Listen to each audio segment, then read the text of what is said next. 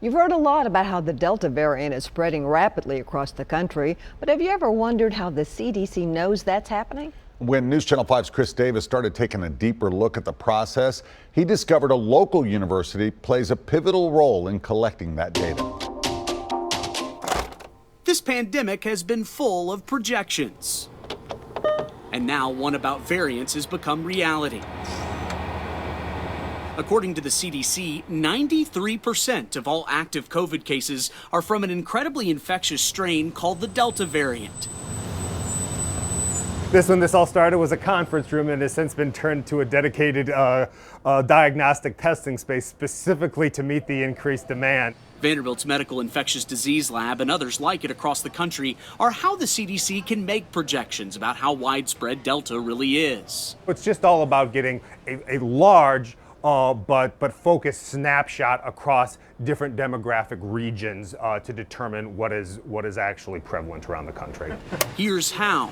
Most COVID-19 test swabs are just screened to see if a patient has the virus. But inside this lab, hundreds of swabs a week are tested again. So we are sequencing several hundred de-identified strains a week.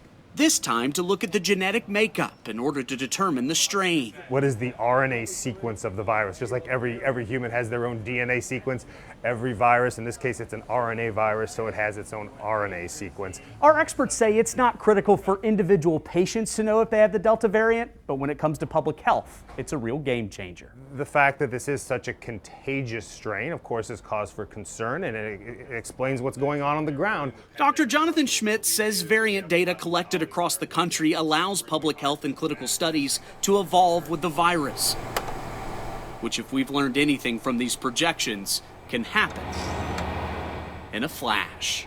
Unfortunately, evolution is what viruses do. Viruses evolve very, very quickly.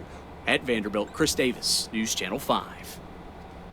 In addition to partner hospitals like Vanderbilt, several local and state laboratories also report their genetic findings to the CDC, which then study the statistics and release their report.